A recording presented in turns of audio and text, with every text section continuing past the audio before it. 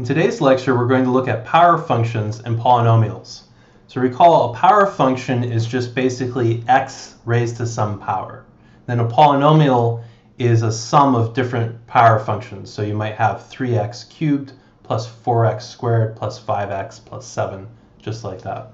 But we're going to look at the derivative of power functions using the limit definition of the derivative and of mathematical induction.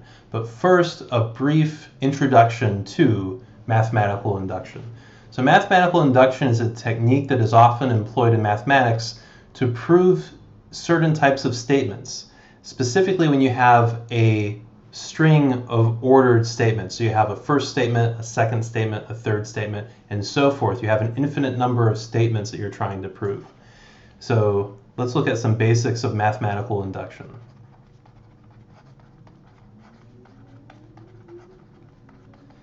So the whole goal is to prove P1, P2, P3, and so forth. So these are each separate statements. And each statement can either be true or false.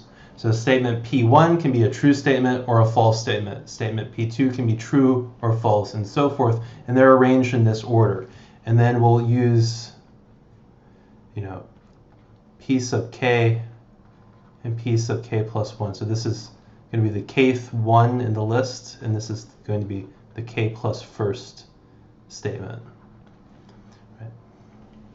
So to prove all of them, the whole entire chain of statements, you have to do two steps, and those two steps constitute mathematical induction.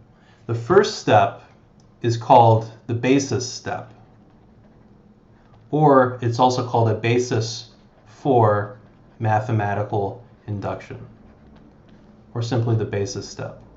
The first step is simple. Just prove the first statement. So prove P1 is true. So step one, just prove that that first statement in that long string of statements is true. So basically, we have P1 is true like that. Check. And then 2 is called the induction step. And for 2, this one's the step that's a little bit more abstract. So the second part of mathematical induction is to do something in general. So what you want to do is prove that if the kth statement is true, then the k plus first statement must be true. So you want to prove that basically whenever pk is true, then that would imply that pk plus 1 is also true. Right, so we're not fixed at a particular value of k. K can be any one of the statements in this string of statements. But if any of them is true, the next one is true. And how we prove this step is we start by assuming that the kth statement is true. So we rewrite whatever the formula is for statement k. And then you can assume that that one's true, because the whole thing that we're saying here is if pk is true, then pk plus 1 is true. It's a logical implication we're trying to prove, not the proof directly. So it's okay to just assume that this kth statement is true. So we're given the truth of pk. We can use that assumption, everything that would follow from the pk being true, to then show that it would have to follow, as a result of that pk plus 1 is true. And my claim is that if you do these two things, you've proven that all the statements are true. Why is that? Well, basically, first of all, P1 is true, so you know that this one's true. And then you basically apply your induction step. What that means is set k is equal to 1. Well, if P1 is true, then P2 must be true, because we prove, in general, whenever any of the statements is true, the immediate following statement is true. So if P1 is true, P2 has to be true. So since P1 is true from step 1, that makes P2 true. Then we set k is equal to 2. Well, if P2 is true, P3 has to be true. So it's like dominoes. Each one knocks over the next one. So the induction step basically proves that if one domino falls, the next domino is going to fall. And then the first part, the basis, basically says you're knocking over the first domino. So if you do these two things, you get all the statements true in general, no matter what the value of the statement. So it could be the thousandth statement, the millionth statement, they're all true as long as you satisfy these two things. So let's see how this works in practice, and specifically in calculus, if we want to prove that the derivative of x to the n, so this is d by dx of x to the n, is equal to n x to the n minus 1. So we want to prove this, right? This is one of our basic derivatives, that the derivative of x to the n is n x to the n minus 1. Well, let's look at what these statements would look like. So the first statement, because you might say, well, this is just one statement, but the whole point is that it has to be true for any value of n. So let's look at the first statement. So let's say, I'll write it like this, statement P1. P1 would say, well, the derivative of x is equal to 1. Right, because the 1 comes down, and then 1 minus 1 is 0, x to the 0 is 1. So the first statement says the derivative of x is equal to 1. The second statement would read d by dx of x squared is equal to 2x. So it's just using this formula for n is equal to 2. The third statement would read d by dx of x cubed is equal to 3x squared, and so forth. The kth statement would be d by dx of x to the k is equal to k x to the k minus 1. And then the k plus first statement, and all I'm doing is substituting k plus 1 for n, is d by dx of x to the k plus 1 would have to equal k plus 1 times x to the k. Right? If I subtract 1 from k plus 1, I just get k. So I'm trying to prove all these statements. So in other words, I'm trying to prove that this is true in general for all positive integers n. So mathematical induction says do two things. Prove the basis step. So this one we want to prove. So this is going to be our basis for induction. And then secondly, prove, so that's step 1. And then step 2, prove that this one, statement k, implies that one. So prove that pk implies pk plus 1. So for that step, we can assume that this formula holds and then use it to show that the next formula holds.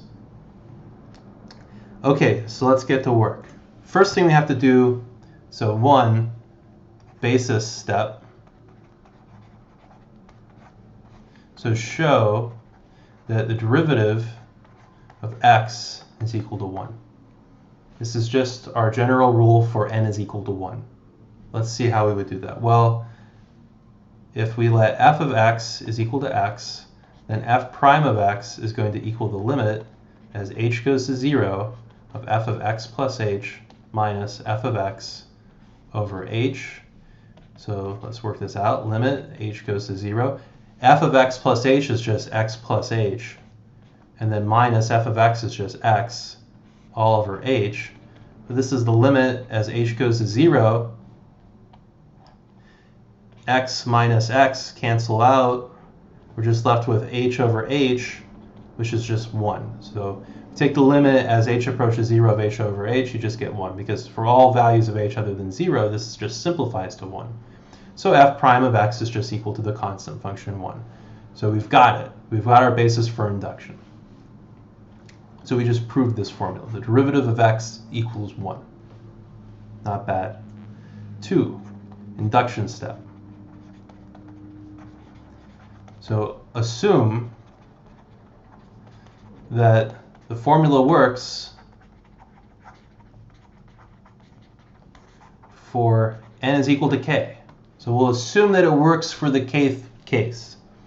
So what does that mean? It means that the derivative of x to the k is equal to k x to the k minus 1. And now we want to show that it works for n is equal to k plus 1. So we're going to assume that it works at the kth step and then show that it works for k plus 1. Okay, so we can start by this assumption. Okay, so what we can do is let f of x equal x to the k plus 1, and we want to show that f prime is equal to k plus 1 x to the k. With parentheses around this like that, because the k plus 1 all comes down and sits up front. Okay, well, f prime of x is going to equal the limit, so h goes to 0, of f of x plus h. So we have x plus h to the power k plus 1, and then minus f of x, which is minus x to the k plus 1, all over h. Right? We'll be a little scrunched for room here.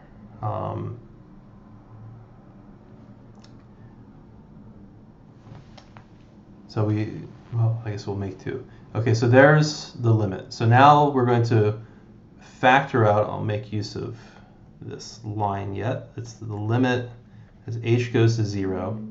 So I want to get this to look like the derivative of x to the k, because I can use the derivative of x to the k to my advantage. So what I do is x plus h to the k plus 1 is x plus h to the k, and then times x plus h, right? And that gives you x plus h to the k plus 1. And then minus x to the k times x.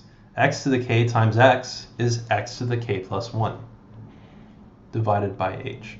So what I have here is I have things that would show up when I'm computing the derivative of x to the k instead of x plus 1 to the k. Will that work? I don't know. Let's find out and see where it takes us.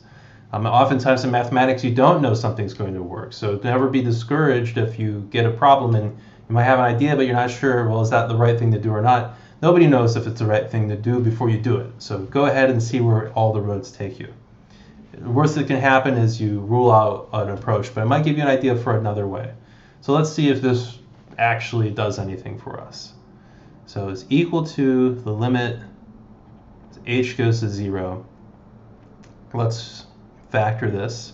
So we have x plus h to the k times x, and then plus x plus h to the k times h.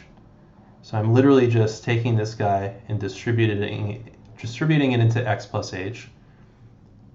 And then we get minus x to the k times x all over h. Now, this term and this term have a common x. Don't mean they both dated the same person. I mean that there's an x here and there's an x here. Okay, little joke. So here we can write this up as the limit as h goes to 0. We have x times x plus h to the k minus x to the k over h, and then plus the limit as h goes to 0 of x plus h to the k h over h. So my little annotations, the second term goes here, and then terms 1 and 3 both end up right there. Now the beauty is we're taking the limit as h goes to 0, which means for the moment we're treating x as a fixed constant, right? Which means that we can take x and pull it outside of the limit. So this x right here can go outside of the limit. And we just have x times the limit as h goes to 0 of x plus h to the k minus x to the k over h. But what is the limit as h goes to 0 of x plus h to the k minus x to the k over h? It's just the derivative of x plus k. So our assumption, remember up here we made an assumption, was that this derivative is just equal to kx to the k minus 1. So this whole first limit is going to equal kx to the k minus 1. And then we have this constant x out here, which we pulled out, and when we multiply this by x, that x to the k minus 1 just becomes x to the k. So this whole limit here, by our assumption, is just k times x to the k.